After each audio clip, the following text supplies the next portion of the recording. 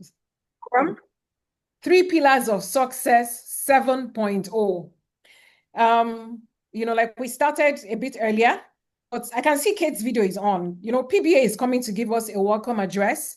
PBA, he has, I don't know how many names he has, but I'm sure, he has at least 10. At least 10. Not the BC Akondeo, but at least 10 other names. Some call him the Inspirer, some call him PBA, and there are loads of other names. So he's going to come and give us a welcome address, and then we'll go into the real session, the main session for today, which will be by no other than Kate.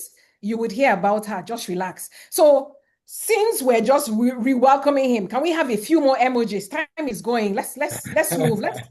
Let's move. Let's ginger them. Yes, let's go. Thank you. Just a little more. Thank you very much. Thank you. So PBA, please, you have the floor. Thank you, Chidi. Thank you so much. Really appreciate what you do and the impact, the value you bring to the table all the time when we have the 3 pillars of success. I want to congratulate everyone for putting this time together and making this investment on yourself. You see, where it's exciting to have you and have every one of us here today for the 3 pillars of success. This is actually the 8th edition of this thing and counting. And the good thing is that we don't want to stay where we are. We keep growing, we keep going, we keep glowing, even as we do the 3 pillars of success. Once again, my name is BC Akonde. I'm called the Inspirer. I know Chidi talked about several other names, but those 2 names are just fine. I like it when they call me the Inspirer, because my goal is to inspire you to be more so that you can live and lead better. Today and the other 3 days ahead of us, we are going to be looking at, with intentionality, at the things that will bring us into clarity, bring us into growth, and create sustainable leadership for you and for me. We're going to have a series of discussions, and our goal is just to share practical insights, encourage meaningful reflection, and give each and every one of us tools that you can apply immediately in your personal and professional life. Now, whether you are here as a leader, or you are here as a professional and entrepreneur, or you are here as someone who is simply committed to growth, this is your safe space. This is your place. This is your room. We are welcome. We love you. We want to have you here. Our commitment to you is that we are going to do the best that we can to add as much value to you as we can add. And we are asking of you, please, your commitment is for you to please take these tools and work with them immediately. Because you know what? When you do well, things around you will do well. And the reason you need to do well and lead well is because, like one of my mentors will say, everyone deserves to be led well. So I want to say you are welcome once again. It's the 3 pillars of success. And as we dive into this today, be sure of this one thing: great value is going to be added to you. I'm going to hand you back to our moderator, Chidi SL, who is going to introduce our first speaker. I know she's ready. She's bubbling hot. She's going to be speaking to us all the way from the United Kingdom. And it's going to be a great time. Thank you very much once again. If you have printed out your workbook, that's a great blessing, because you will need to do some work. And of course, for a kind of a profile, understand that after the session today, every day we'll have an assignment for you on WhatsApp, which you will need to do. So please check your WhatsApp in the morning. Just do that commitment for yourself. Check it out in the morning and see what has been posted, or in the evening, and then you respond to what you need to respond to. But please, this one thing, please do the work. I see a greater you, I see a better you, but it has to start when you grow yourself. Thank you very much. God bless you. Over to you, Chidi. Thank you, the Inspirer. It's so clear why you're called the Inspirer. Thank you so much. And thank you for the many seeds you've sown in so many lives. Okay, so my people, our speaker for today, in fact, when you see her profile, I just hope, you will not be intimidated, but you will move on your seat. Trust me. So I'm just going to give a bit of her profile, but trust me, you're in for a wonderful time. Just trust me. So our speaker for today is Kate. Kate is a dynamic leadership coach and communication strategist. She has over 24 years experience spanning corporate leadership, project management, and entrepreneurship. Kate is known for her people-centered approach and ability to help leaders and teams unlock their full potential through practical values-driven development. I told you that, you have the best hands here. Her clients consistently report increased clarity, confidence, and performance, both personally and professionally. So we expect the same testimonies from you, because I'm telling you that when you have a session with Kate, it can't be the same. Some things must change, right? And like the Inspirer told us, remember that you also have work to do, okay? She's a bilingual consultant. So if we decide that we want to have this training in French, Kate is up to the task. She's a certified Maxwell leadership coach, a speaker, and a trainer. She's a Goldman Sachs 10,000 Women Fellow, a certified strength and behavioral coach, and so much more. Please join me in welcoming Kate. Can we welcome her in the emoji? Our mics are off, so let's go to the chat space and let's welcome her. Let's give her that energy as she comes in. Thank you. Let's go. Let's go. Let's welcome Kate. Please welcome Kate. This profile is not. This profile is not easy. Thank you so much, Kate. You have the floor. Thank you. Hello, everyone. Hello, good evening, good afternoon, good morning from wherever you're joining us. I see some people with Zoom user, AO. So if you can, please rename yourself so I'll know how to call you during the session. So it's my privilege to be here with you today. And I'm really excited. I'm excited because this is actually the 7th edition of the 3 Pillars of Success. And when PBA told me it's the 7th edition and he wants to do something different, I said, wow, okay, 7, that means it has to be different. So previously, we were doing this in 3 days. Well, it started as a 1-day program, went to a 3 days program, and now he's pivoting to a 3 weeks learning and development session. And that makes me so excited because he's added so much value to it. Please, if you can confirm that you can hear me, let me know. I'm using 2 devices, so let me know you can hear me. Thank you, Comfort. Thank you. Thank you, thank you, thank you.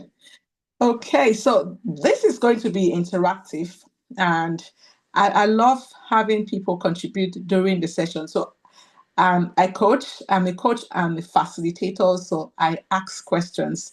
And when I ask questions, I'd love you to answer, to just give me your point of view, because I love having different perspectives during my session. I believe we are all growing, and that's why we're here. We're here because we're people of value, because we add value to ourselves, and because we just want to grow. We want to be better versions of ourselves.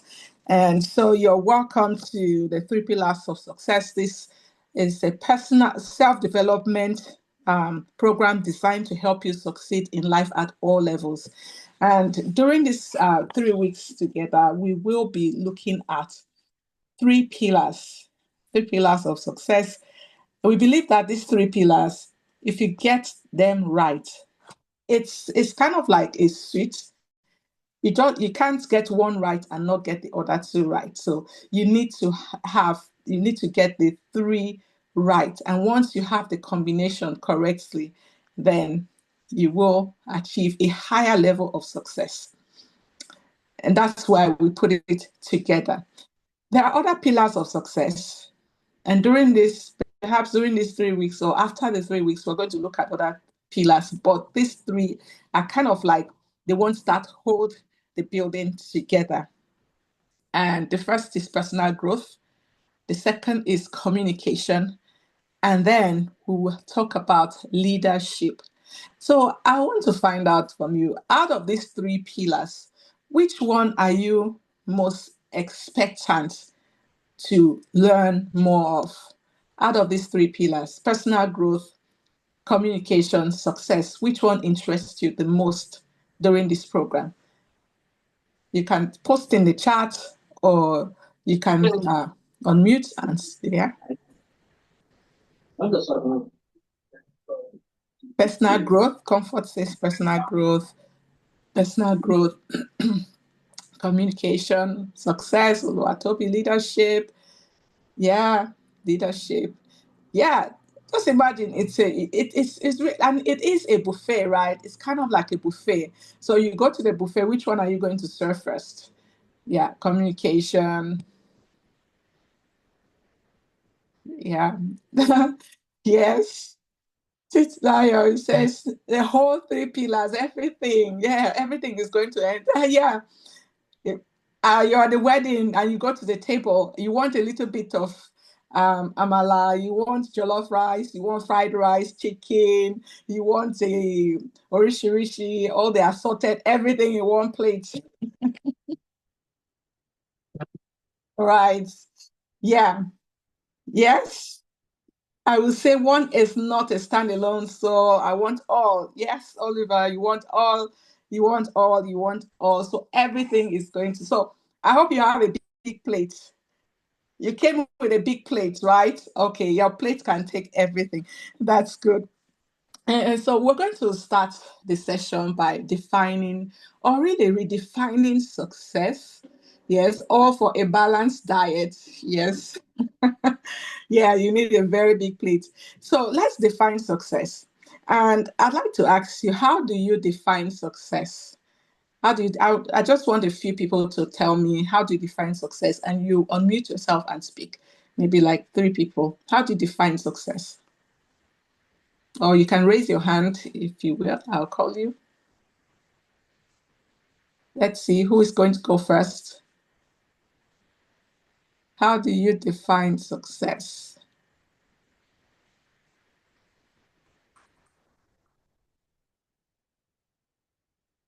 Okay, let me give a disclaimer. There is no right or wrong answer. It's perspective. So in my sessions, don't be shy. Yes, Dr. Daniel, unmute yourself. Thank you very much. To me, success is simply the consistent movement towards meaningful goal. And when we mean meaningful goal, it's not only money. It's not just by fame or title.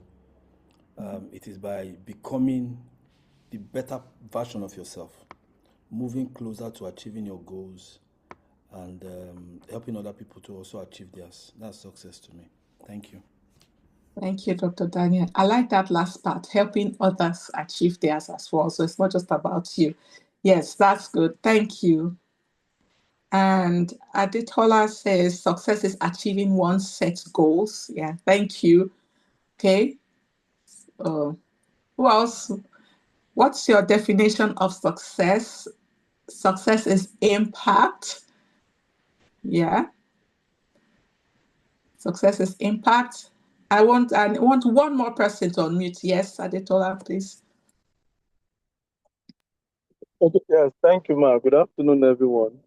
So, for me, I consider success relatively subjective, and it's more of individual personality. So, for me, success is achieving one set objectives or goal, attainment of one objectives or goals. That is what success is to me. Mm-hmm. Thank you. Achievement of your set objective. Yes. I see in the chat, ability to achieve and transfer, impacting your immediate community. Yeah. Success is becoming who you were meant to be. Yes. Accomplishment of goals and aim. All right. Yes.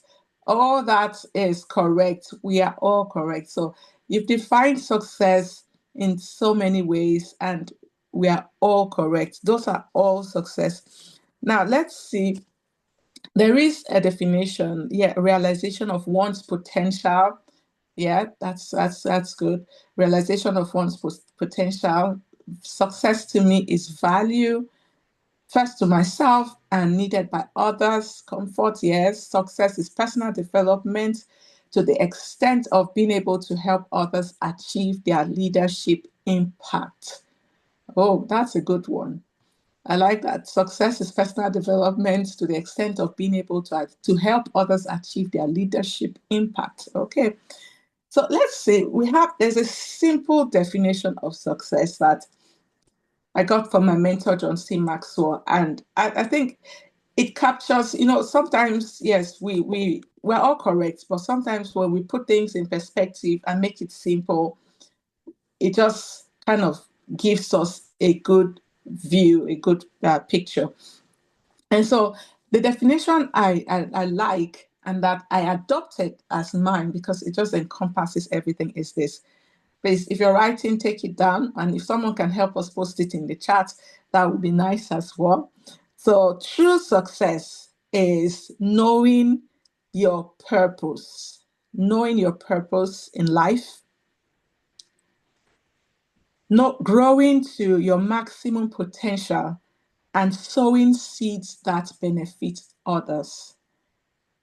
Take it again. True success is knowing your purpose in life, growing to your maximum potential, and sowing seeds that benefit others.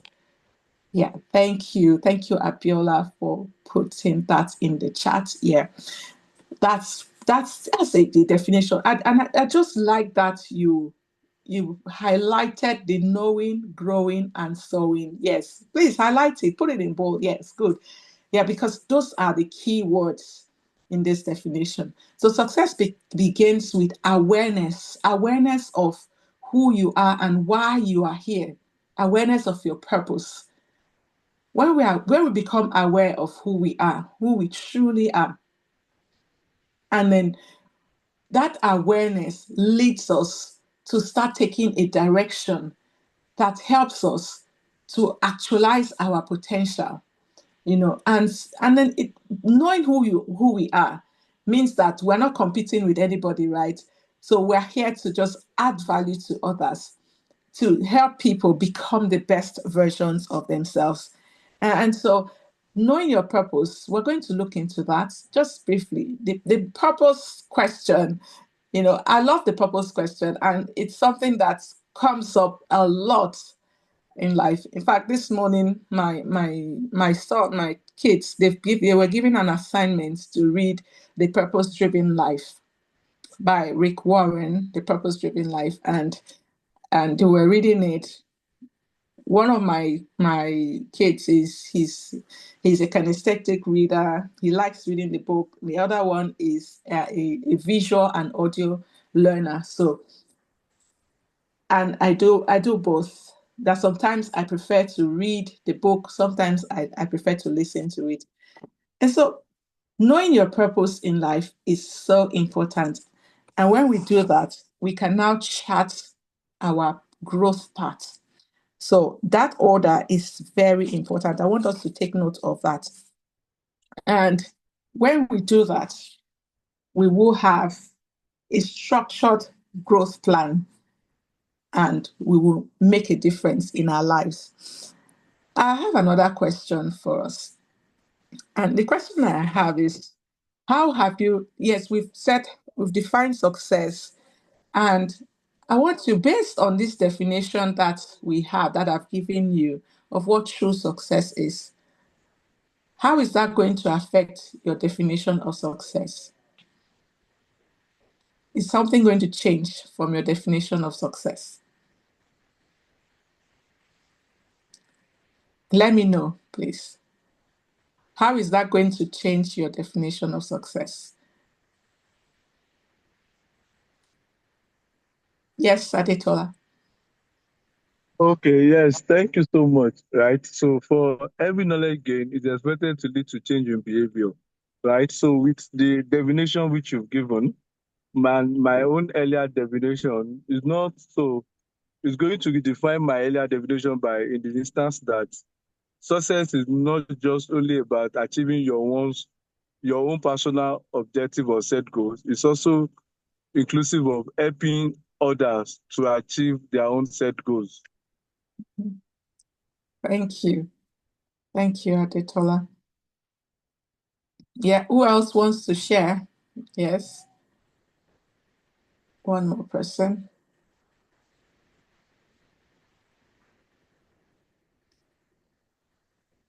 From my initial definition, it's just focused totally on just being achieving something. However, what my definition was lacking was the part where you have to have uh, a purpose and identify it first before you can now say you want to grow into your maximum potential and really now impact on your community. So I think from my own definition initially, which was just about achieving, impacting, and transferring, the place of knowing your purpose is what really changed my initial definition. Thank you. Right. Thank you. Thank you for sharing. And so I'm going to ask you to write down. Yeah, I say who is one more person. Yeah, Dr. Daniel. Let me give you. Yeah.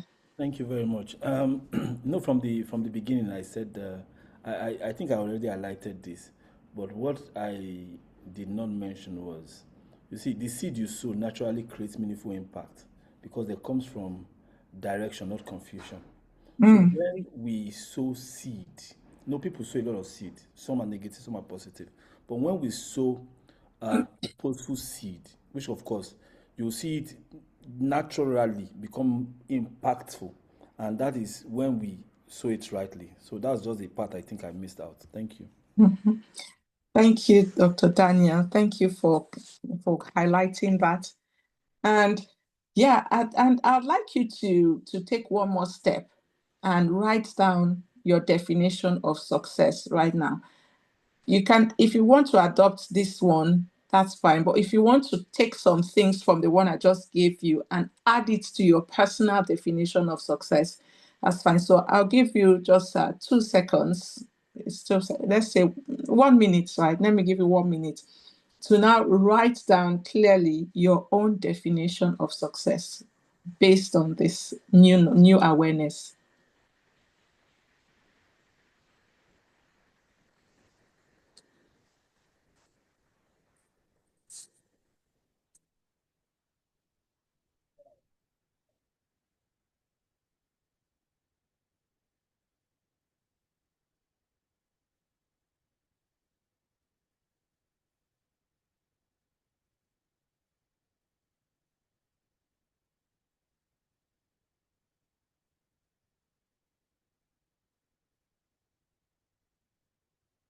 Okay. Yes, so that's it. So we've got success out of the way, but we're going to come back to this. This is the 3 pillars of success, and we're always going to be talking about success throughout the session. But I want us to look into purpose a little bit more. Let's look into purpose. How do you clarify your purpose? And we said success is knowing your purpose in life, and some of us said that purpose part was missing from our definitions. And I can tell you, before I learned this, before I knew of this definition, that purpose part was missing from my definition as well. So I had to incorporate it. And that gave me clarity. But knowing your purpose, what is that purpose, first of all? Because that's a big question, right? I told you my kids are reading The Purpose-Driven Life. And then I realized that I want to go back and read The Purpose-Driven Life, not because I don't know my purpose, but I think it's that awareness is something that we need to continue to expand. Now, I have some things here. We need common things we use every day, and I'd like us to. Can we see this? Can you see this? Yes. No. Oh, okay. No, I can't see it. Yes, we can. Okay, so this is a spoon. This is a spoon. What do you use a spoon for? For eating. Soup. For taking soup. For taking soup. Thank you. Thank you for clarifying, Barbara, for taking soup. Yeah. We use a spoon for eating, and specifically soup. Anything that needs to be scooped, right? That's what we use a spoon for. What is this one? It's a fork. It's a fork. And what do we use a fork for? For eating food. Okay. How do we use it? For eating solid foods. Solid food, right? You need to actually dig it in and eat it. So just imagine, can you use a fork to eat, to drink soup? Yes, but you make a mess. Can you use this to take soup, to drink soup? Barbara, are you sure?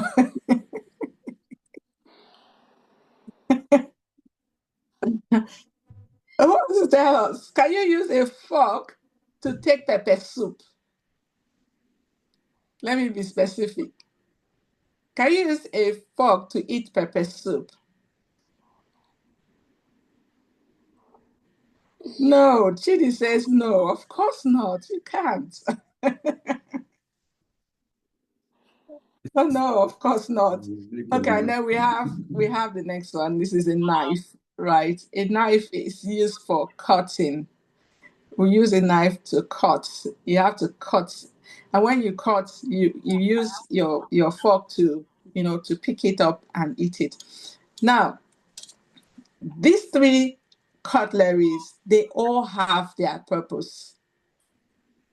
They have their purpose, and they were made specifically for that purpose, right? Yes, they are all used to eat food, right? But they use it, we use it for different kinds of food and different scenarios. Now, we've seen that you cannot use a fork to drink soup. You need a spoon for that. What am I driving at? I'm driving at the fact that everything created has a purpose. Everything was made for a purpose. These are inanimate objects, and of course, they were made for specific purpose. And the same as us, we as humans, we are created for a specific purpose. You're created for something. For those of us who are people of faith and you read the Bible says before you were formed in your mother's womb, God made you for a purpose. He knew what you were going to be, who you were going to be, where you're going to live. In fact, where you're going to, in the purpose requiring the purpose-driven life, he said, God knew specifically where you were going to be born, where you're going to live, who your parents are going to be, and what you are going to accomplish here on earth. So the specifics are really there, and it's very important that we get those specifics correctly, because we are made for purpose. We are made to accomplish something here on earth, just like the cutleries that I mentioned to you. And I have a question. Does your purpose change over time?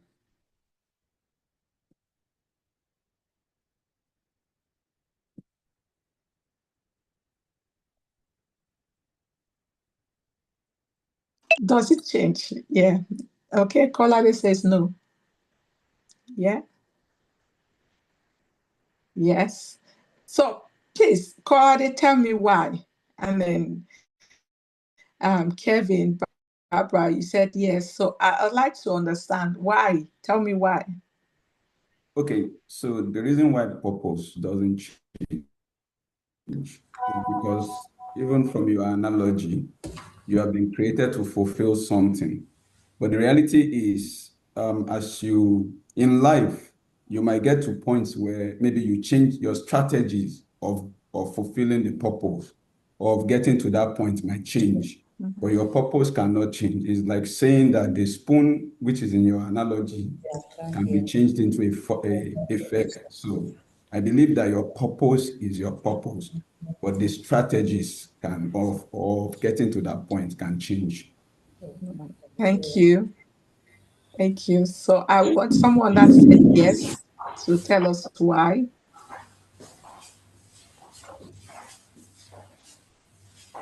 Yeah. Praise God. Hallelujah.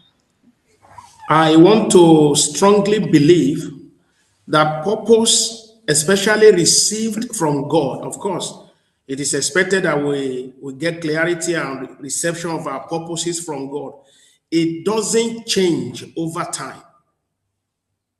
But if we are faithful in that which we have received from Him, it could actually be expanded to cover more.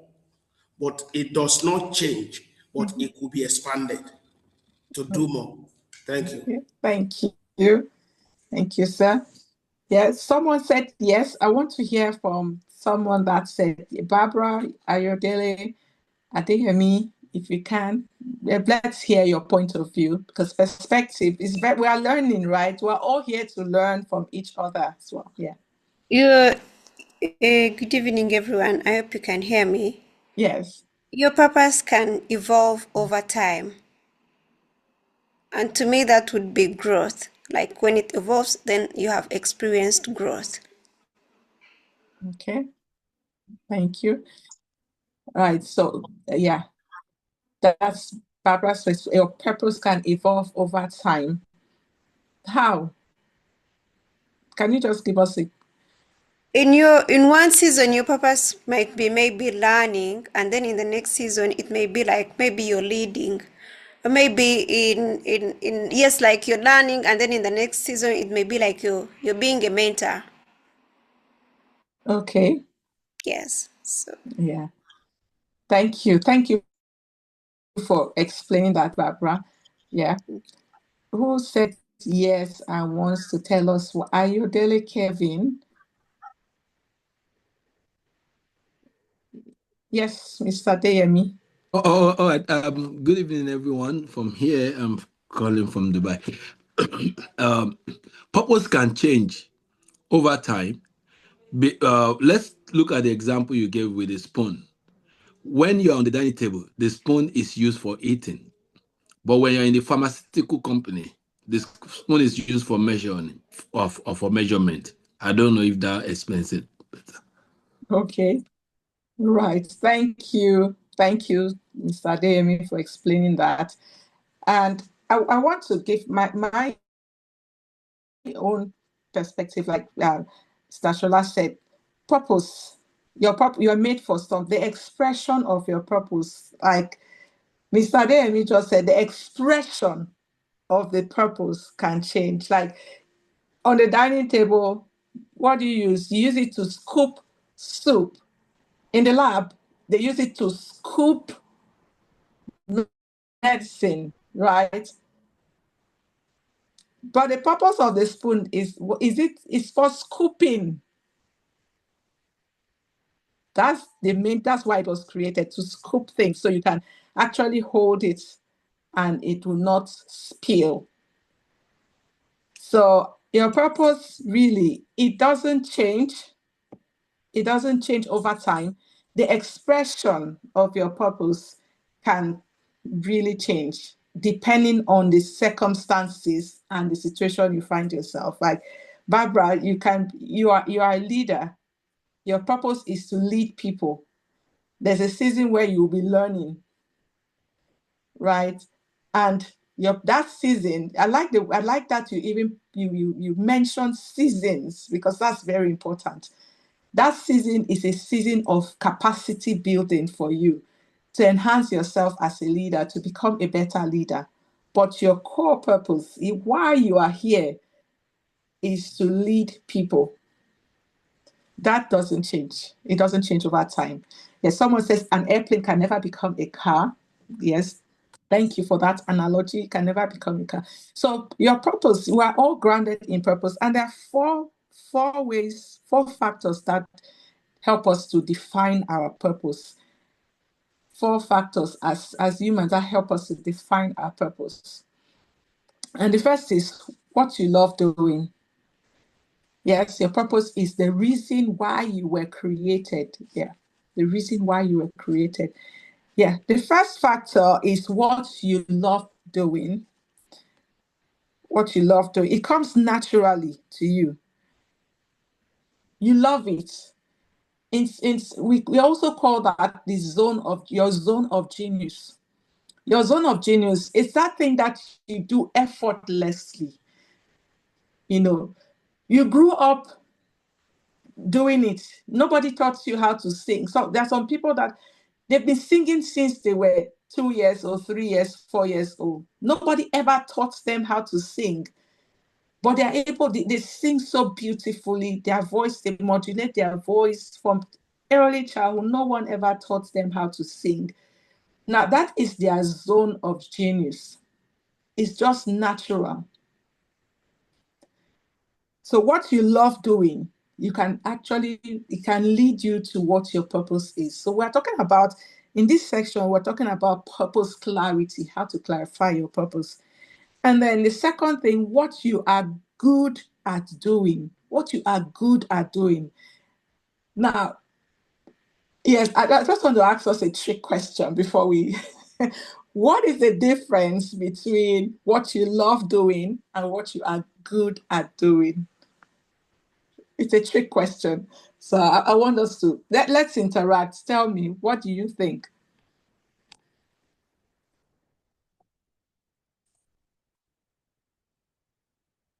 I'd have loved for more people to be on camera so I can see you. So, I love that I'm seeing Barbara. And yes, thank you. Thank you for coming on camera. I mean, if you're on camera, we can talk, we can chat, we see each other. I can call you instead of looking at the list. Yes. So thank you so much for coming on camera. So what's the difference? Just think about it. What you love doing and what you are good at doing. Is there a difference?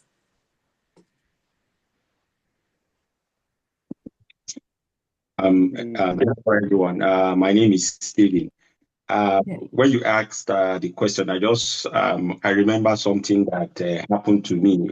So I feel I should share that maybe to help us to understand that part. I think, yes, there is a difference between what we love doing and what we are good at doing.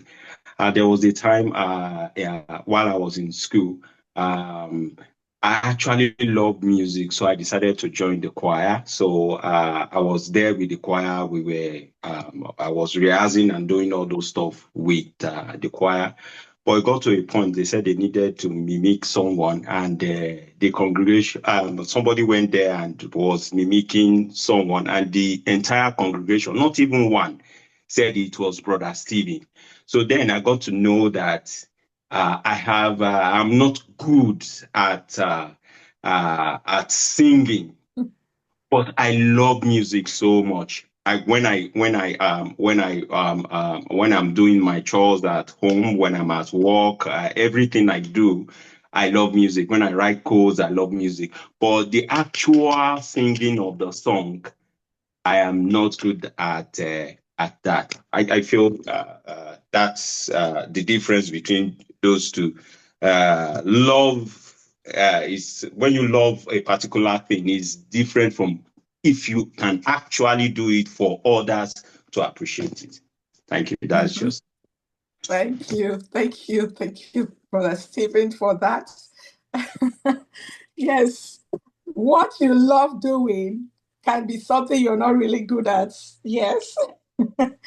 Yes, Barbara, let me hear perspective, and then I'll share mine. Barbara, yes. Good evening. Just like you said, that what you love doing is something like you think. Sometimes let me also give an example. For example, I'm good at baking. And that is something, what you're good at doing is something that you're going to do naturally. You don't have to put extra effort in doing it. It will be just, even if you don't have to go to, maybe to learning, it is naturally within you. Even when you go to school to acquire knowledge about it, it will be very easy for you. But then what you like to do, sometimes we force ourselves in the things that we think our purpose when they are not actually our purpose. Like you said, maybe I'll be a footballer, but deep down in you, you do not have that kind of talent, and you can't do anything or good in that field. Thank you, Barbara. Yes, Mr. Adeyemi. Oh, all right. Once again, I just want to emphasize that there's a great difference between what you love to do and what you are good at doing. There are so many things that many people love to do, and I want to use two examples. The number one is the football she mentioned. Some people wish they play professional, but somehow they don't have the skill to meet up with a professional level. They love it, but some, in fact, without effort, just like you said, they anywhere they play, they are good at doing it. They are good at doing it, and then when the two meet together, that is what you love to do and what you are good at doing, then you do it without stress, without complaint. It becomes even a recreation for you. You understand? So I'll stop on that. Yeah, thank you so much. Yes, I love that when there's an intersection between what you love doing and what you're good at doing, then excellence is guaranteed, success is guaranteed. Yes, Mr. Olawale, let's hear you, then we'll move on.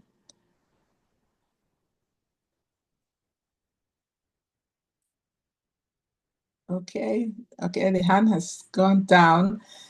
Okay, so yeah, thank you. Let's move out of our time. Let's move on. So we're talking about 4 factors, 4 combination of purpose clarity, and these 4 things, they must be in place for your purpose to be clarified. And we've talked about what you love doing and what you're good at doing. What you love doing, it comes naturally, and what you're good at doing, you can be good at what you love doing naturally, and that's your zone of genius. But you can also develop yourself in that area and become good at it. That will now become a strength for you, right? So what you love doing, what you're good at doing, that's your area of strength. It could be natural or it could be developed, but you need to work on it. You don't just love something and then you go and sleep. Oh, I love to do this thing, and then you don't do anything. You don't practice. You don't learn. You don't develop yourself in that area. My mentor, John C. Maxwell, he wrote a book that talent is never enough. Talent is not enough. So that you have natural talent is not enough for you to be successful. It's not enough to lead you towards your area of purpose. So you need to develop that talent. And then the third aspect of purpose clarity is what people need. What people need. Remember, your purpose is your success is not complete if the people aspect is not there. So you have what you love doing, what you're good at doing, what people need. It's very important. People must need that thing. They must want it. And then the next one is what people are willing to pay for. What people are willing to pay for. They need it and they're willing to pay for it. So 4 things that will help us to clarify our purpose. What you love doing, that can be an indication of your purpose.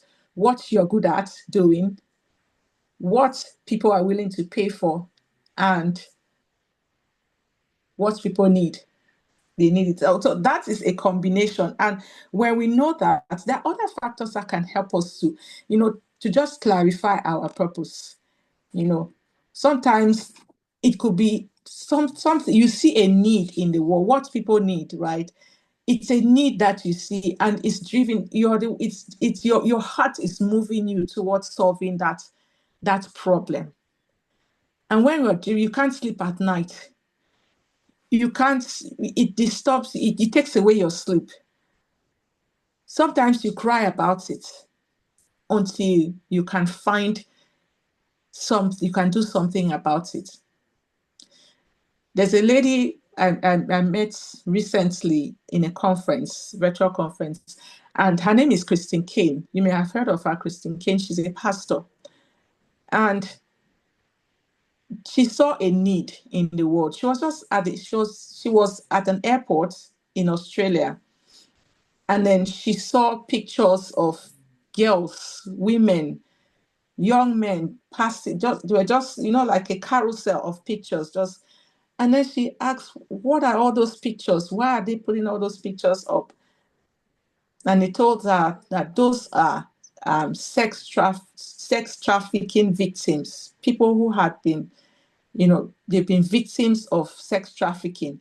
So it's just an awareness. They were putting those pictures up. And that before then, she had never known that something like that existed.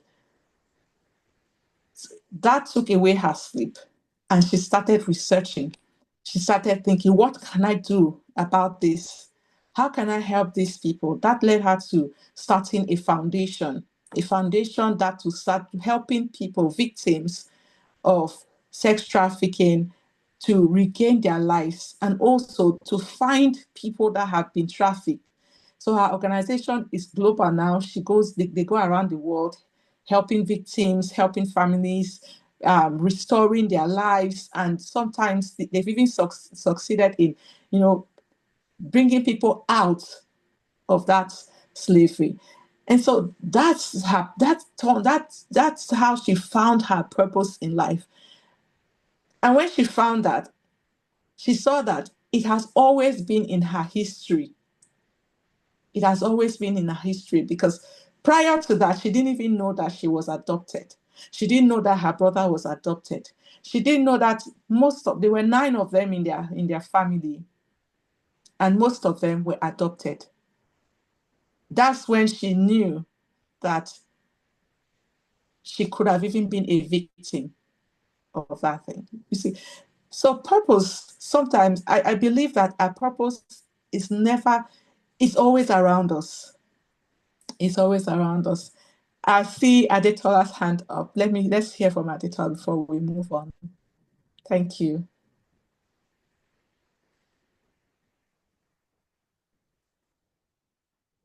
Yeah, you can unmute yourself. Yes. Thank you so much, Ma, for the clarifications on clarity of purpose. So, while you making your explanations, right? So it drops in my mind that there's a case that I can use to express myself better and understand the clarity of purpose. And it's a case of Cristiano Ronaldo. So what you love doing, he actually loved playing football, but is he good at it? When I'm talking about many years ago, no, but he had to develop himself. Compare his style of play to Lionel Messi, who has a natural flair of playing football. Most of football fans, they are aware that Lionel Messi does things effortlessly. But for Ronaldo to compete at that level, he had to train and develop himself to be good at what he loves doing. So now, right, what do people need? Most people that are watching football, they love excitement, they love competitions, and they are ready to pay for it. So he discovered that people also love a player that can score goals very well. Most teams, they love a player that can score goals. So he decided to be scoring goals to compete at the level where Lionel Messi is doing his own effortlessly. Now, what people are willing to pay for. So these have got people to be interested in the service. Saudi Arabian government, they have to get him a contract to come over to Saudi to be playing for a certain club. But as it is now, because he's so good at what he's doing and people love to pay for it, this guy is now saying that I am going on strike, giving condition to his employer that I'm going on strike until you put certain XYZ things in place. So I feel me using the case of Cristiano Ronaldo will help me to understand this 4 points which you've highlighted as clarity of purpose. Thank you, Ma. All right. Thank you. Thank you, Adetola, for that. Incidentally, I didn't know about that. Just yesterday, someone was telling me about Cristiano Ronaldo and how he's going on strike and all that. So I'd only learned about this yesterday. I'm not really a football fan. So I was in a space where Manchester United was playing Tottenham, and they started talking about, this. Yeah, so thank you for that. And that's it. So those are the 4 combinations that can help us to clarify our purpose. And your purpose is why you exist. It is what defines your why, and that determines all you should be, do, and have. Please, I want us to write, if you're writing, take that down. Your purpose is why you exist. It is what defines your why, and that determines all you should be, do, and have. That determines all you should be, do, and have. And we have in our notes, I want us to maybe take 2 minutes and answer the questions in our notes. What do I love doing? I'll give you 3 minutes to answer. What do I love doing? If you printed out your notes, so I want you to do that. Secondly, what am I naturally good at? What do people need from me? And what will the world reward with value? What would they pay for?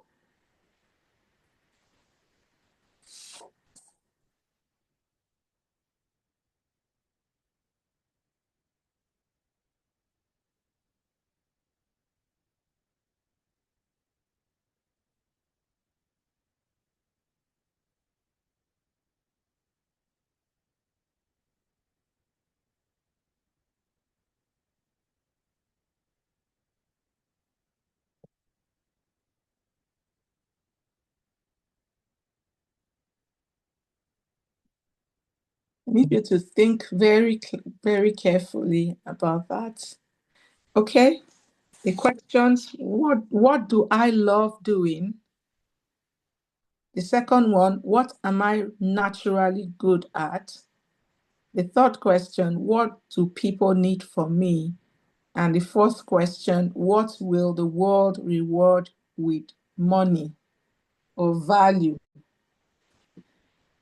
Because value sometimes is not monetary. Value can be in different forms. So what would the world reward you with value?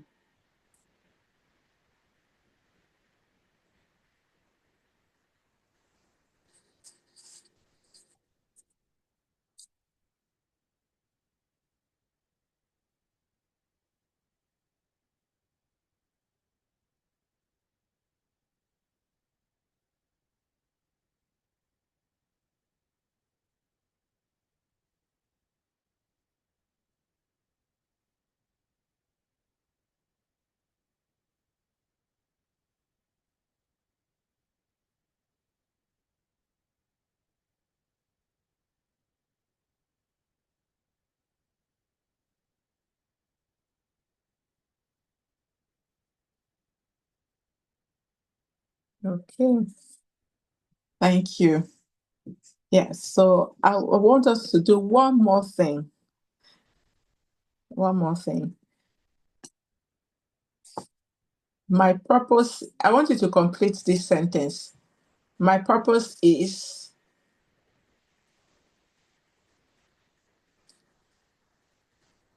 My purpose is.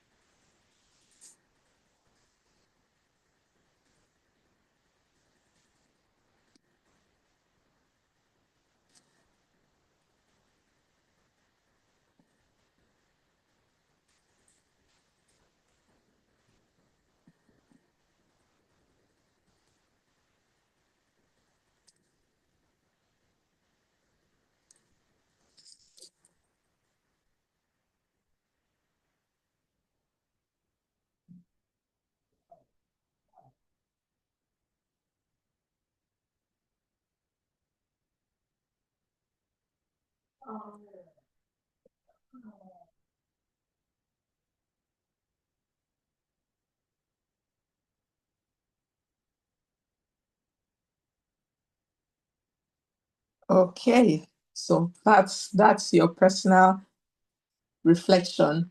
And I'd like you to, if you haven't completed the statement, my purpose is, that's something that you can do. Take some time to sit with that question and complete that statement.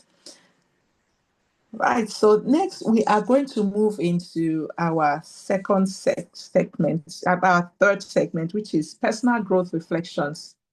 Personal growth reflections. And I know when we started and we said I asked about the buffet, a lot of people said personal growth. They are really interested in personal growth and they want to know more about personal growth. I mean, personally, that's an area of joy for me, and I never get tired of personal growth. And I believe it's something that we need to constantly engage and re-engage ourselves in. You can never arrive, right? We need to keep learning, relearning, unlearning, becoming the best version of ourselves. And that becoming is a lifelong journey. Yeah. So let's start. I'd like us to start with the question: do you have a personal growth plan for your life? So in the chat, you can answer yes, no. Do you have a personal growth plan for your life? Okay, let me add, do you have an intentional personal growth plan for your life?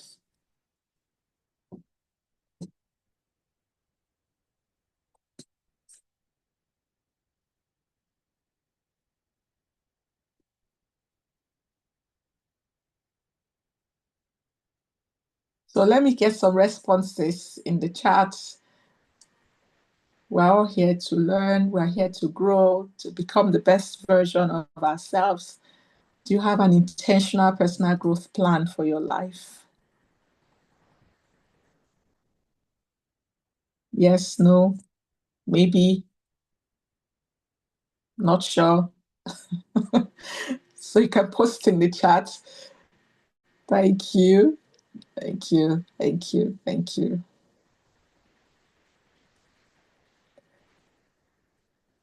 Yes, yes, yes. Yeah. Okay. Let me get more responses. Yes. Yes. The responses can be yes, no, maybe, not sure. It's okay. A maybe is still a good response. A not sure is still a good response. It's where you are. All right. Thank you. Thank you. Yes, yes, we have intentional growth plans for our lives. I love that. I love that. So yeah, not sure, Samson, thank you. Not sure. Not sure. Thank you. So next is how do you define personal growth? What is personal growth to you? We can unmute ourselves and speak, please. Raise your hand or unmute yourself. Let me hear you. What's personal growth to you? What's your perspective? I want to know. Okay. My perspective of personal growth is actually becoming a better version of myself. And probably that's one of the reasons why I'm on this course or maybe this session training. Because just like you asked us if we have maybe a plan, a personal growth plan. Yes, I do. But sometimes it's the discipline and the commitment. And part of what I've made up my mind to do this year is to be in the right places. And that's what I'm doing intentionally now by being on this course, to be in the right places. That will also be motivation. And probably I'll be inspired to do more. Thank you. Thank you for sharing. Yes. Yes, Barbara, your hand is raised.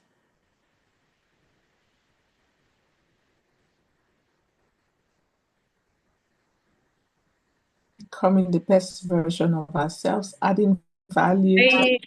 I intended to, my goals for this year, one of the things that I've planned to do is to let go of the old habits that I was doing, and then they were taking me back to where I always start from, like setting goals and certain things that I feel like at least I shouldn't be still doing them, like to be self-motivated, even though, for example, I'm a teacher and I feel like I shouldn't wait for wherever I am, that I need to be someone to do things.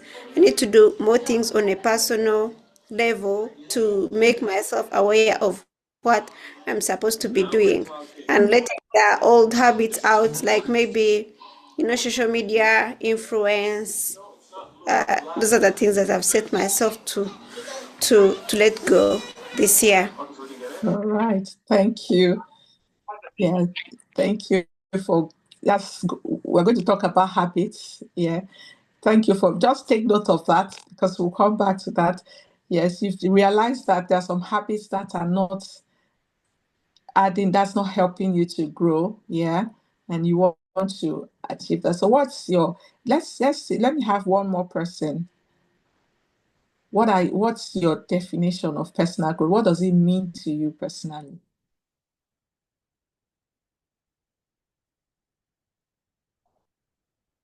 Dr. Daniel, you want to?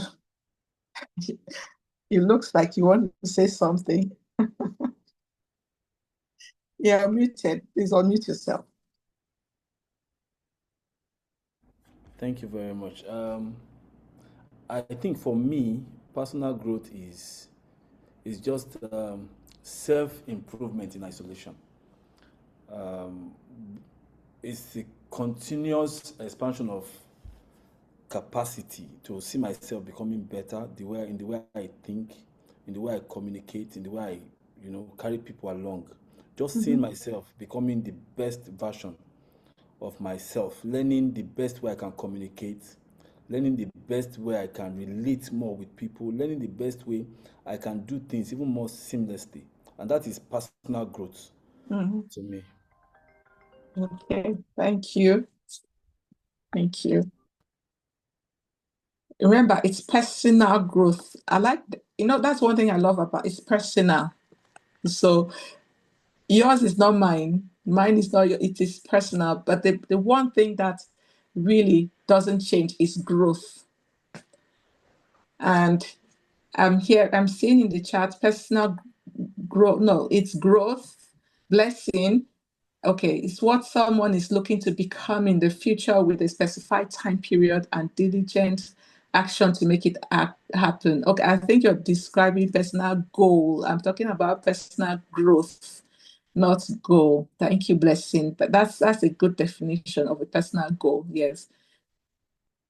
By becoming a better version of myself and deliberately investing on myself to become that best I want to be. Okay, intentionally becoming the fullness of what you were created to be.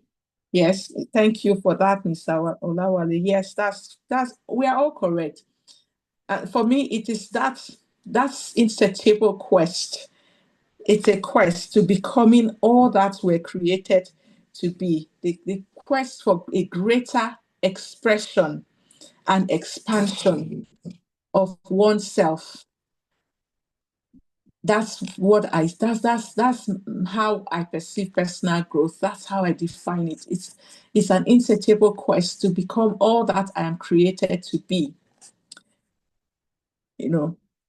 A quest for a greater expression and expansion. That's what it is.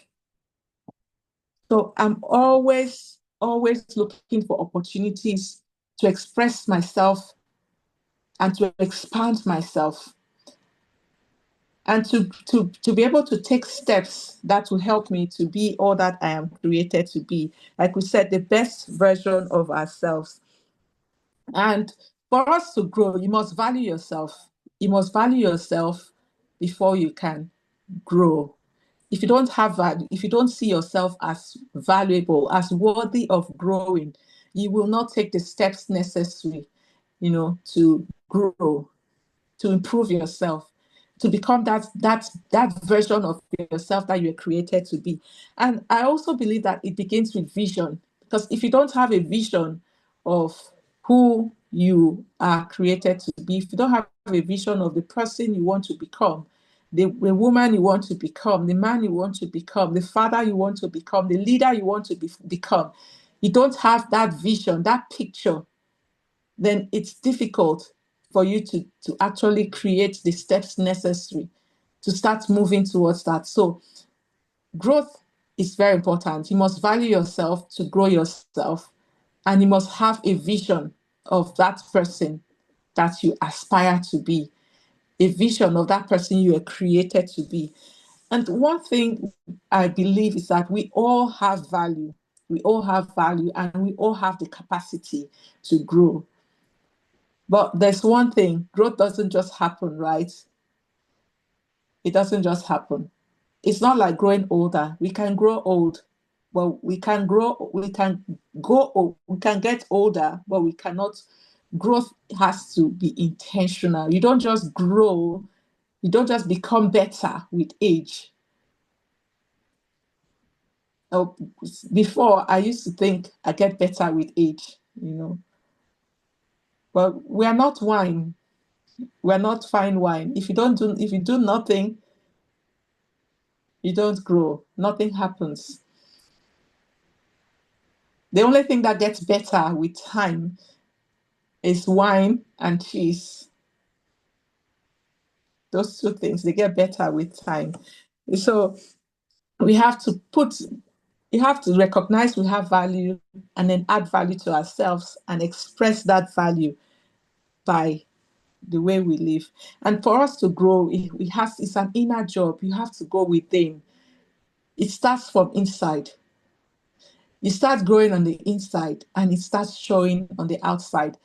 Because I recall when I really began to take my growth seriously and started taking intentional steps, reading, going into mentorship, and attending workshops, coaching, get coaches to help me.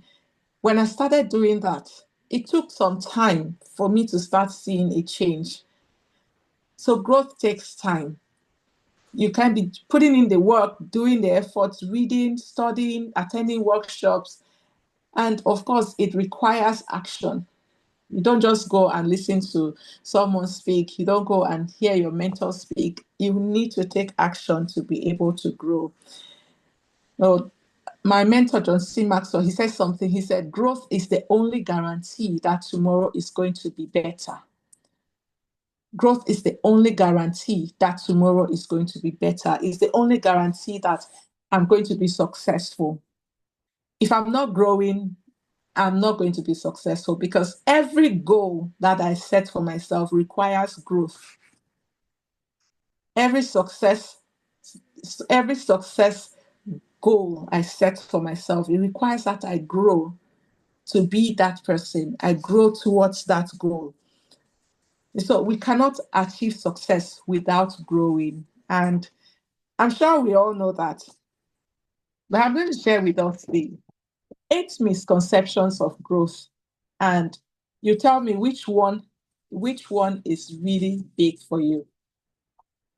8 misconceptions of growth, the things that we take for granted, that we think that, okay, this is what growth is. And the first one is the assumption gap. The assumption gap. And this tells us that growth is just going to happen automatically. That's the assumption that growth will happen, that I don't need to put in any effort and growth is going to take place. That's not correct. Time goes by, we don't get better with time, like I said. And we assume that growth is going to happen. Earlier on in my career, I thought that, okay, by gaining experience, by working hard, I'm going to get better. But sometimes we think that, okay, it's my 10 years of experience or 15 years of experience that makes me a better professional. It makes me a better banker. It makes me a better pastor. It makes me, because I have the experience. No, experience does not guarantee growth. We need to be intentional about improving ourselves. Otherwise, we're just going to be churning out the same thing over and over and over. And we'll be thinking that, oh, I'm okay, I'm good. And sometimes people are clapping, so we think we're okay. But no, experience does not guarantee growth. No. We need to be intentional. And the second gap, the second misconception about personal growth is the knowledge gap. The knowledge gap is a trap that it captures a lot of people. And the knowledge gap says, I don't know how to grow. I don't know what to do. I don't know the steps to take. Right? What do I do? How do I grow? Where do I start? It begins with identifying the area that you need to improve. Right? You need to be clear about what you want and where you want to improve. That's going to close the knowledge gap for you. Clarity closes the knowledge gap. Clarity closes the knowledge gap. If you don't have clarity about what you want to improve, where you want to improve, you'll just be learning from experience. You know what it means to be learning from experiences, right? That means it has already happened. You only learn from, oh, I fell into a ditch. I'm learning that there is okay, like you're driving and you don't know there's a pothole on the road. You enter that pothole and maybe your tire burst. You're going to learn that there's a pothole there because your tire you just lost the tire, right? So the next time you're passing that road, you will be checking for potholes. So you've learned from experience. And that's it. If we don't have a clear picture of where we want to grow, how we want to grow, the areas, we will always be learning from experience. And that will not happen to us in Jesus' name. We're not always going to learn from experience because we are clear about what we need to improve. So you decide where you need to grow or what want to grow. You choose what you will learn, intentionally choose what you will learn, and you take steps every single day to get that clarity and to close that gap. The next gap, growth gap I'm going to talk about is the timing gap. It's not the right time. The timing gap says it's not the right time to begin. Now, these are gaps that I have seen throughout on my journey as a coach, a trainer, a speaker. These are gaps that I hear people express almost every day. And the timing gap is one of the biggest gaps. It's not the right time to begin. Why do you want me to start to read, to become? I don't need that. It's not the right time. I need to make money. Let me make money first. After I've made money, I can now go and work on my communication skills. I can work on my relationship. But now it's not necessary. Let me make money. What do you think of that?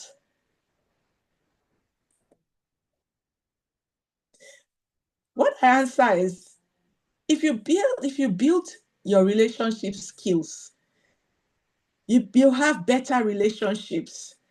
You build your communication skills. You build negotiation skills. Are you going to make more money or less money? Please, someone answer me. More money. More. Thank you. More. You're going to make more because, I believe that every business is a relationship business. Right? Now, if you don't know how to build good relationships, it's going to limit you. And that's an area of growth, right? So the timing gap is not the right time. Oh, no, let me make money first. It's like putting the cart before the horse. So if we don't close that timing gap, we're going to have what we call the law of diminishing intent come in. Oh, I'm going to do it. Now, when you're going to do something and you don't do it, the likelihood of you doing that thing becomes slimmer over time. And that's called the law of diminishing intent. That law says the longer you wait to do something you should do now, the greater the odds that you will never actually do it. you will never actually. So if you're waiting for the right time to grow, I'm going to do it. I'll read that book. I'll take that course next year. It's never going to happen, most likely. So, I mean, some of us have been waiting for 5 years to do that MBA. You plan to do an MBA. It's been 5 years. It's been 10 years. You've been planning to do it. You've been planning to take that certification for 5 years, 4 years, 3 years. Every year you postpone it. I'm going to do it. It's not the right time. I'm busy. I have too many responsibilities. Oh, I don't have money, and so many excuses, But the time is now to start growing. The fourth gap is the mistake gap. The mistake gap. I'm afraid of making mistakes. I'm afraid of making mistakes. What if it's not the right path for me? What if a degree in education, a PhD in education is not really the right path for me? But you have that nudging in your heart to go to do it. If you want to grow, you need to get over your fear of making mistakes. Take the step.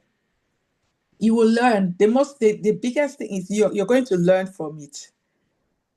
There is no good way. There's no bad way. Take the step that is coming to your heart to take that. This is where, as you have a picture, this is where you want to be. This is what you need to do. You want to take a course. You want to take that program. Go ahead and start it. A mistake is simply another way of learning how to do something. A mistake is another way of learning how to do something. So you will make mistakes. There's definitely going to be some wrong turns, but you are going to eventually find your way. So this fifth gap is the perfection gap. I want to get it right. I have to find the best way before I start. There's no best way. There is a way. There is not the way. There is a way. There is not the way. So whatever you start with, that is, take action. Find a way to do it, and you will find the way to do it eventually. Find a way, and you will find the way. So, perfection gap, I have to cross all the T's, dot all the I's. No, take action now. The sixth gap is the inspiration gap. The inspiration gap.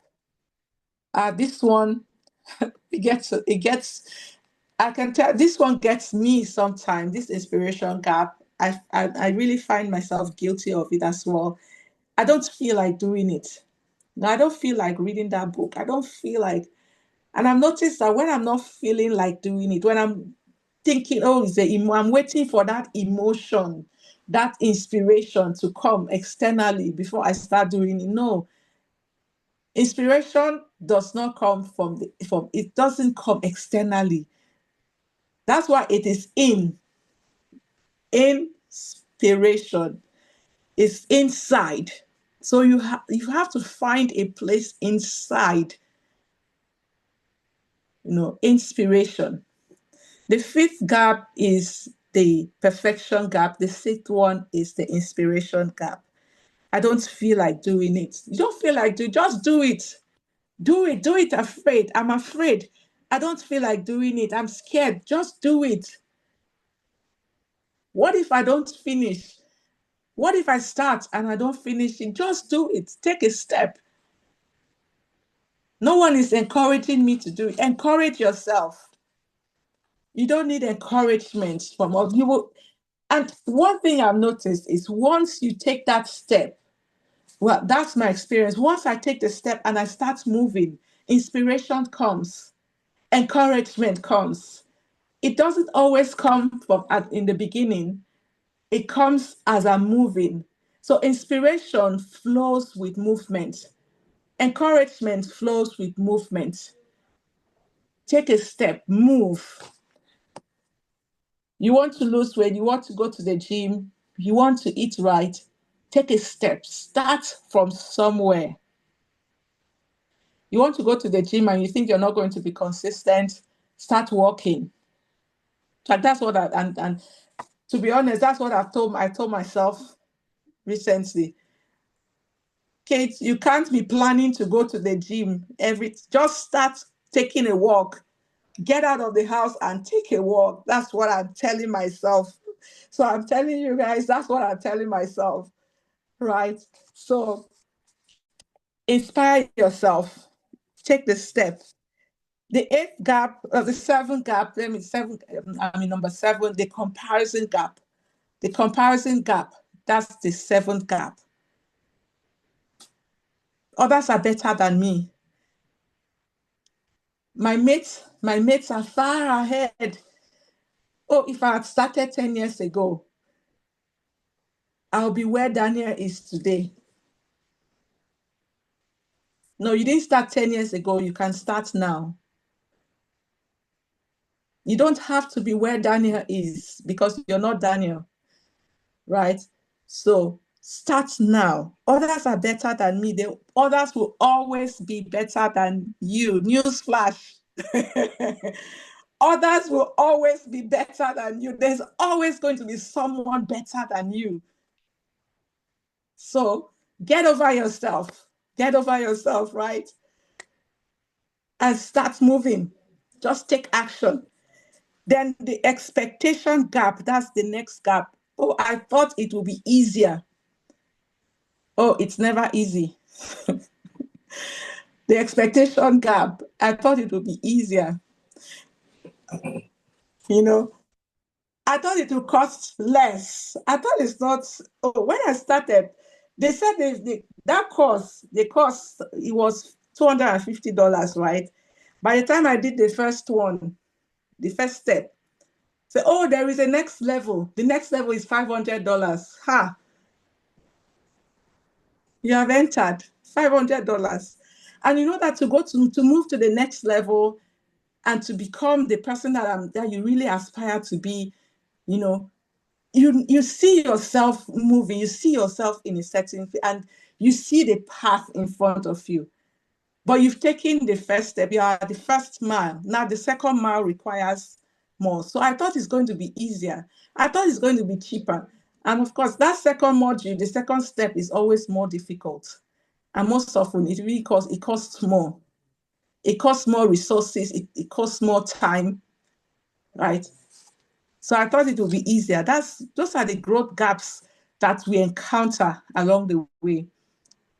And it can be scary. In fact, when you tell someone, oh, just start. Some people will say, okay, just start.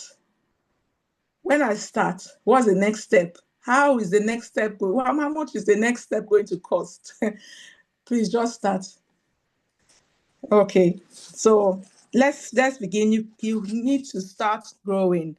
So those are the 8 growth gaps that we encounter along the way. I want to ask you a question. Out of the 8 growth gaps that I just mentioned, which one is most current for you?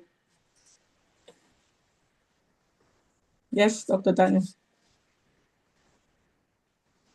Thank you very much. You know, while we were speaking, I was just saying to myself that you're just throwing straight bullet at me, because most of this growth misconception, almost all of them affect me. But the one that I think affect me the most, thank God that we are beginning to attend classes, you know, beginning to learn better. But the one that stood out for me here is the assumption gap. You know, by virtue of who I am, being a visionary leader, energetic, I'm always driven by opportunity. I used to assume that, you know, launching an initiative, oh, this idea just came, you know, bringing it out there is what drives success. However, it's not true. I just got to understand that it's not true. You know, starting conversation, you know, being out there, being everywhere, jack of all trades, master of none. You know, at least one will work. You know, we're Nigerian. We back up ourselves by saying that we're Nigerians, that we can do everything. Yeah. So I used to assume like that. But the deeper truth is the next level of growth is mainly not just by increasing activity, but by focusing on structure and initiatives that are actually scalable. So fewer initiative, but stronger execution, more systems, then less dependency on personal efforts. The more we can empower more people to do what is needed to be done without us being there, without us even being, we can just, give strategic leadership, but not being there. That is what drives growth for me. So assumption gap is what stood out for me. Thank you. All right. Thank you. Thank you for sharing. Okay, that's a good one. Kolade? Okay. I first want to say thank you to you, because I'm already getting value for my money. So thank you so much. So I think for me, is the timing gap and the expectation gap. And if there's only one thing that I've gotten is just do it now, because there's this possibility of wanting to postpone it, wanting to carry it over. I can give you an example. I paid for this course yesterday, and I think I was probably one of the first people to see the post on LinkedIn. But I kept saying I'll pay, I'll make the payment. And yesterday it just dawned on me that because this thing is starting today. Then I said, you have to make the payment.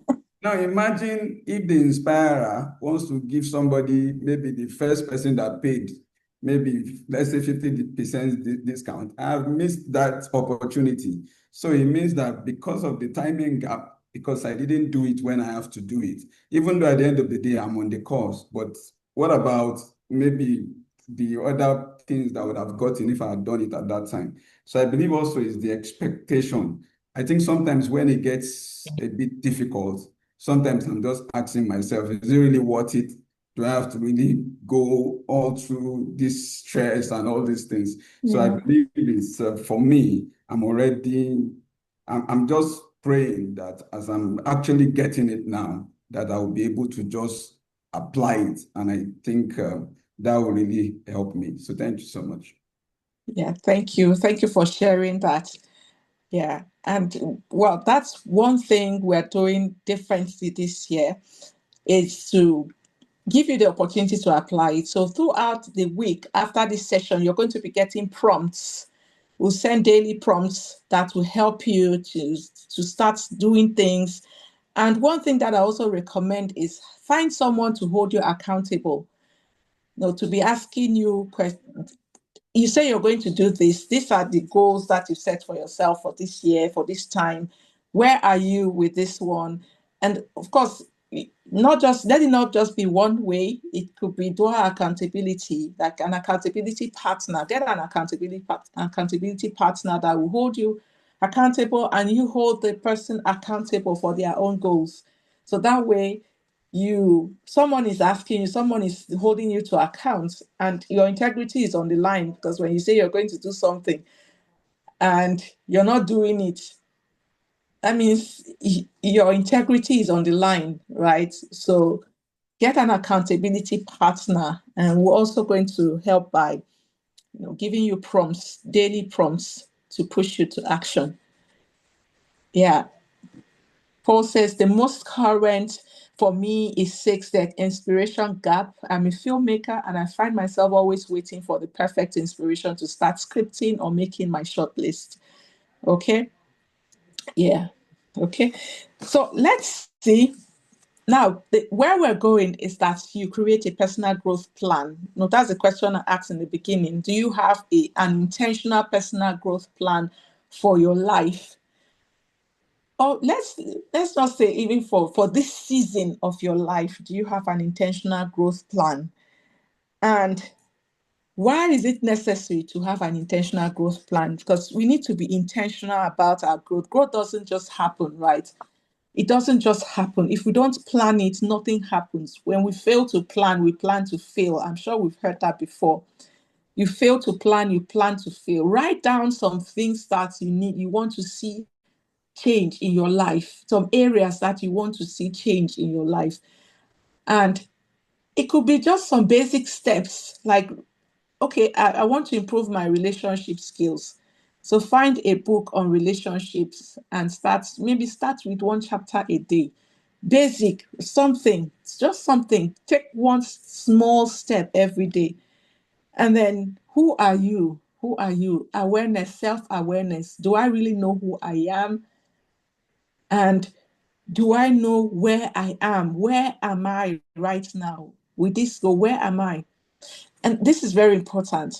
For you to move from A to B, you need to know where is A? Where is your A right now? Okay, for example, in relationships, let me just say relationships. Where is A for you in relationships? And what is B? What's point B? So you have to know where you are to be able to know, to define where you are going, how long it will take you, the steps to take to get to where you go. So decide how long it's going to take you. Decide that. And then action. Take action. One small step every day, one small step that will take you towards your goal. Deal with fear. Do it afraid. Do it afraid. Deal with procrastination. Don't wait till tomorrow. What needs to be done now? What is one small step I can take right now? And we're going to do that. We're going to go into breakout rooms. Please don't jump out. I know sometimes when we hear breakout rooms, we want to jump out. It is part of the process of growth. Growth requires accountability, like I mentioned. And no matter what happens, find someone to hold you accountable. There's something you will say in your breakout room that is going to put in motion, in some systems, some things in motion in your life. But sometimes I believe in the power of declarations.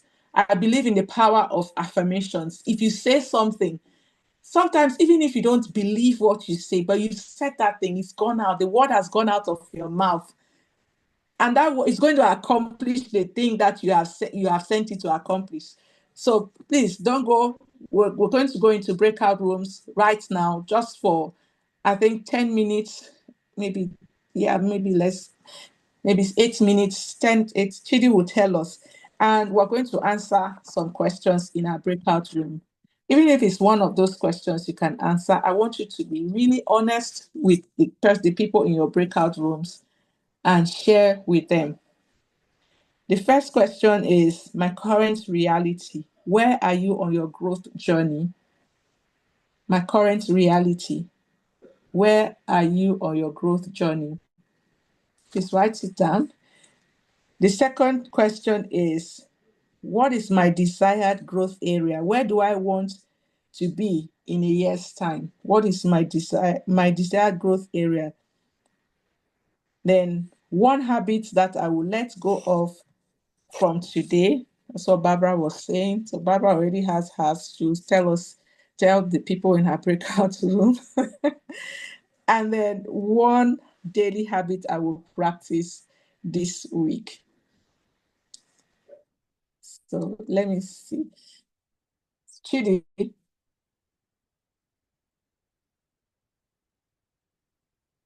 Chidi, are we ready?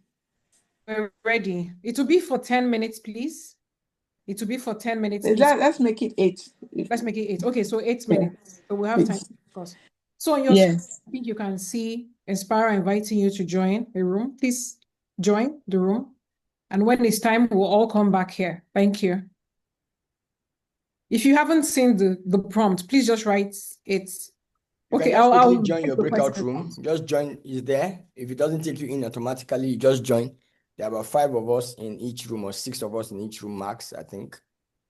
So 8 minutes is good. That's 1 minute per person. Hey, Mr. Bangida, how are you doing? Welcome.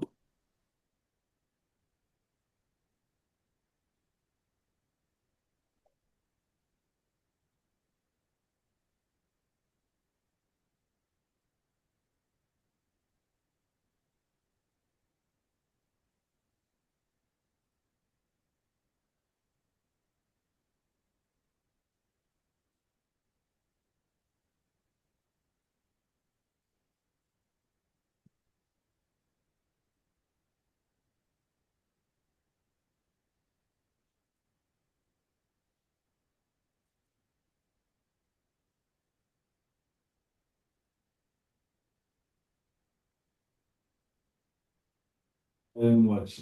If you are still in the general room, please move to the room. Your rooms are open. Please move to your rooms. They are open now. Just join. Welcome.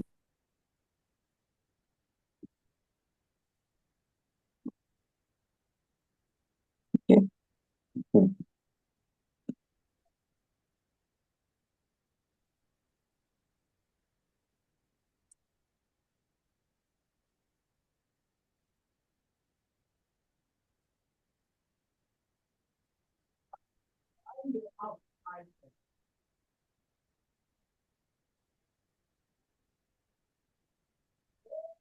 I can't see any room.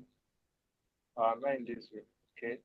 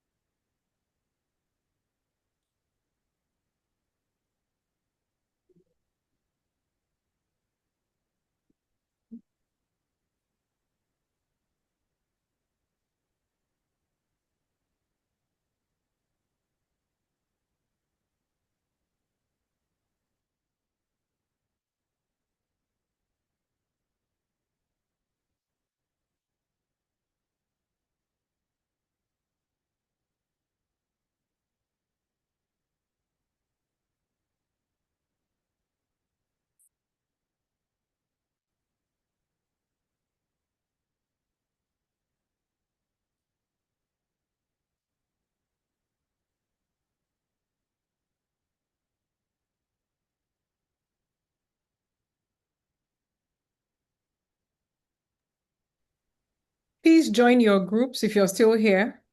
We shouldn't have anyone except the facilitator in the main group now. Please join your groups. And if you can't see the prompts, just send it on the chat and then, we'll assign a group to you. Please join your groups. Thank you.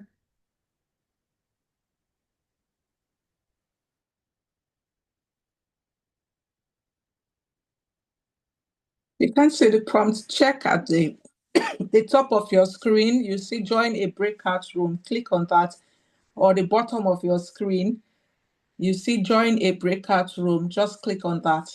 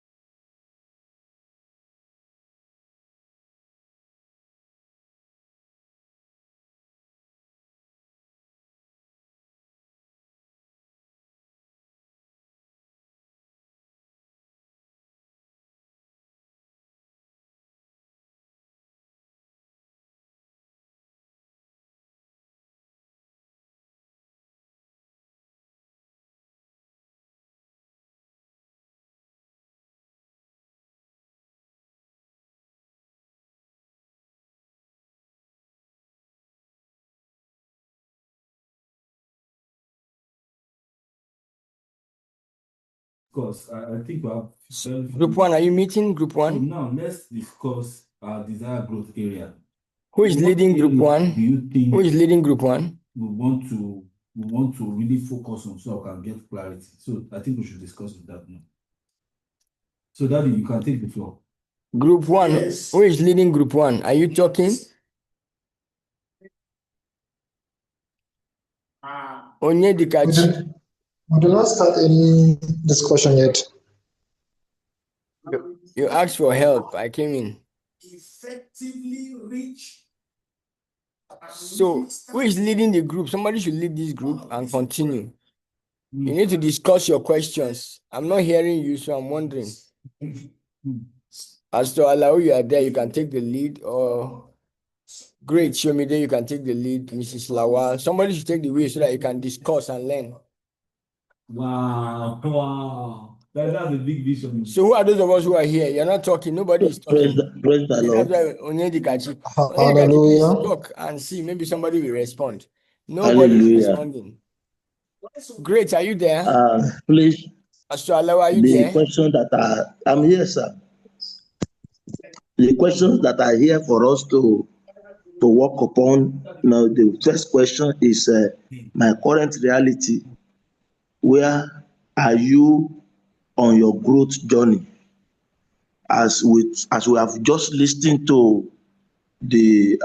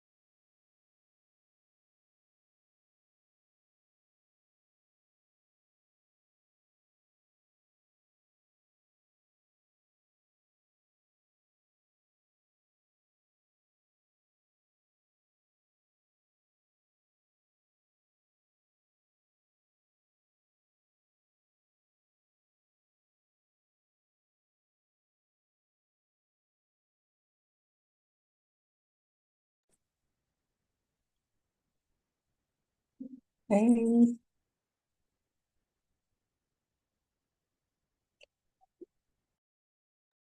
Yeah, we're coming back now.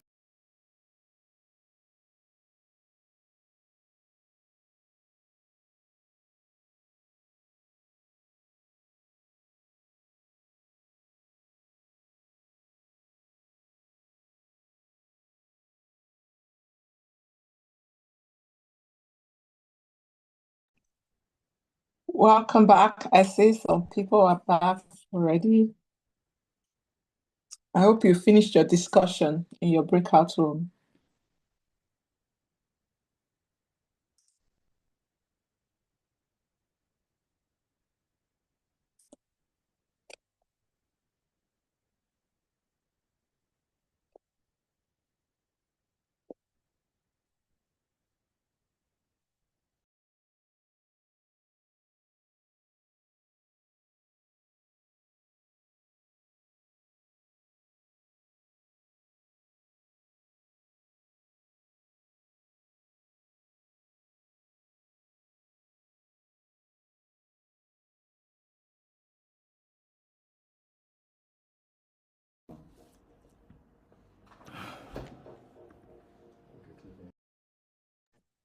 Welcome back. Welcome. I know the time was short.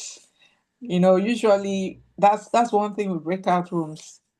It's never enough. The time is never enough.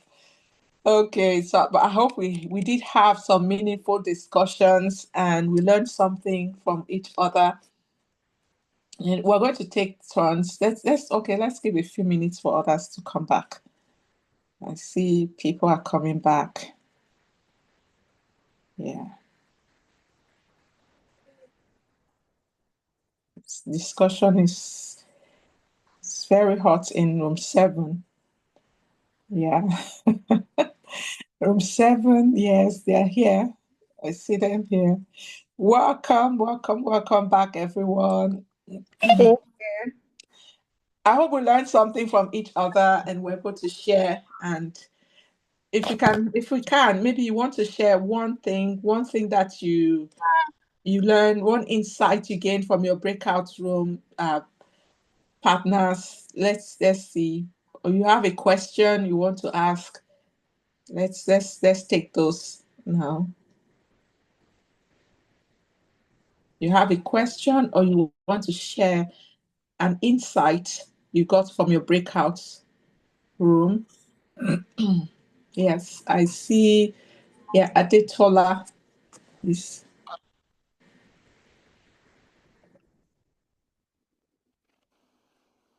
Yes, Okay, yes, Adetola. ma.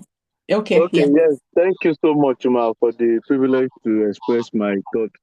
So, right, from the breakout room, one of the major things I gained is that even in my downtime, in when I do not have the inspiration to do anything, even after I presented my own current reality. So I feel that one of the contributions made by my co-participant in that room, Mr. Peter, is that I should think of people that depend on my current growth process. Like I have my wife, I have my family, I have my siblings, I have my parents who would like to see me happy, who like to see me succeed. My wife who is excited about my current journey, that I should think about them and regain strength to continue not to be in that downtime, but to continue to do what I am expected to do to achieve the desired good result. Thank you, ma'am. Yeah, thank you. Yeah, that's a good one. Yeah, think of the people who are rooting for you, right? Yes, Barbara. Yes, in our group we had so much fun and we've learned so much, I believe. And one of the things that we had in common as our weekly habits that we have all said we had in common is to acquire more knowledge, to add on onto ourselves. We said one of them said I wanted to read more of the books, which I also had an idea on reading more, because knowledge is power, and most times like we perish because we don't have the knowledge. Something that you learn, it is something that is going to push us on one day closer to our success. Thank you. Absolutely. Thank you, Barbara. Read more. Yes, Dr. Daniel. Thank you very much. We also had fun in our group. A lot of people shared.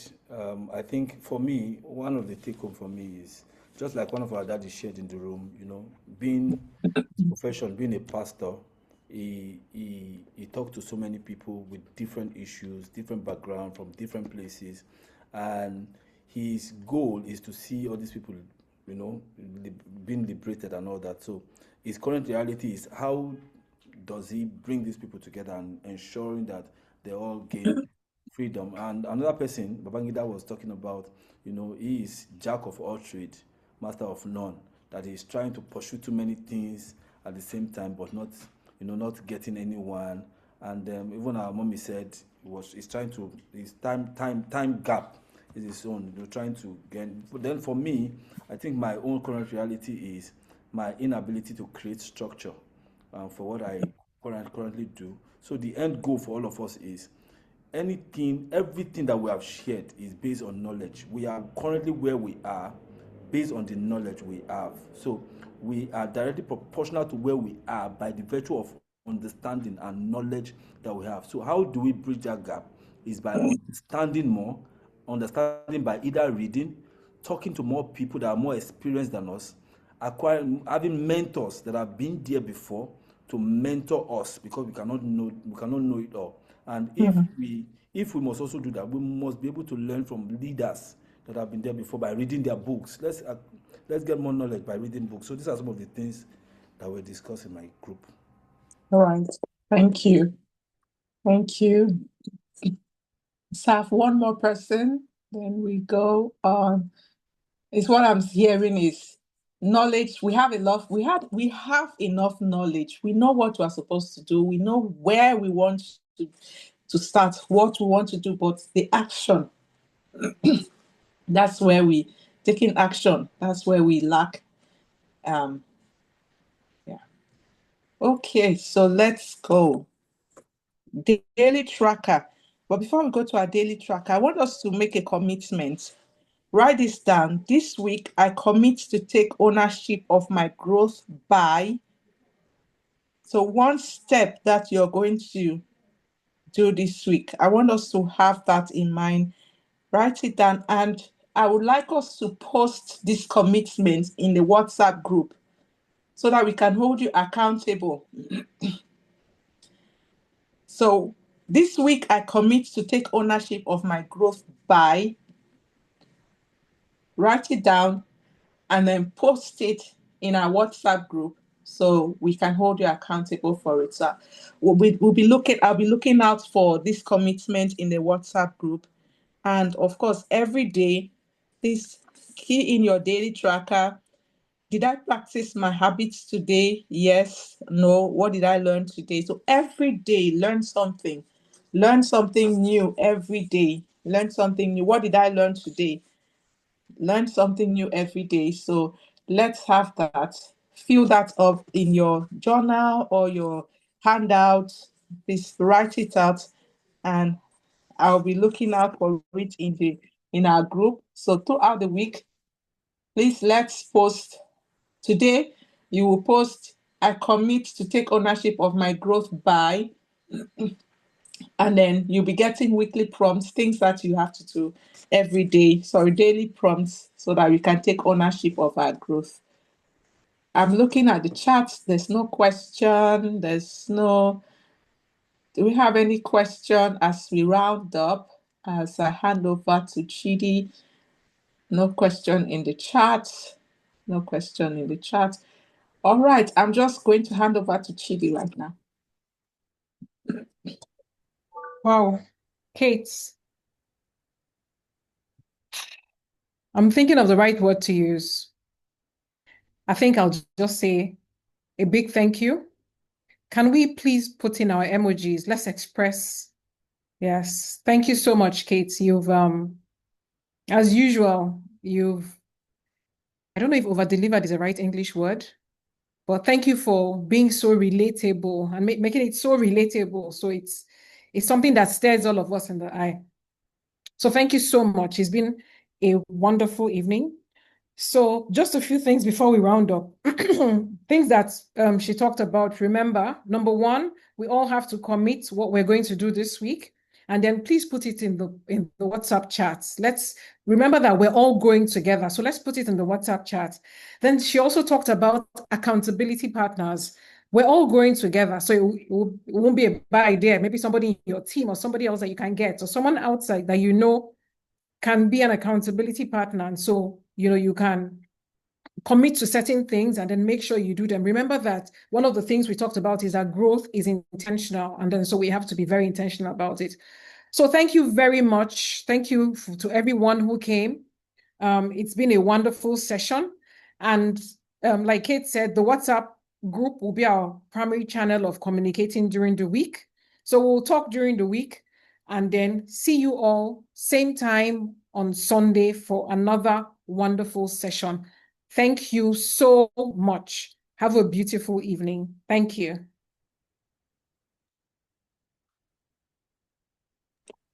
All right. Have a wonderful week, everyone. Thank you. Hey, Chris. Thank you. Thank you very much. Thank you. Have a Thank you. blessed Really day. appreciate you for this opportunity. Thank you. Yeah.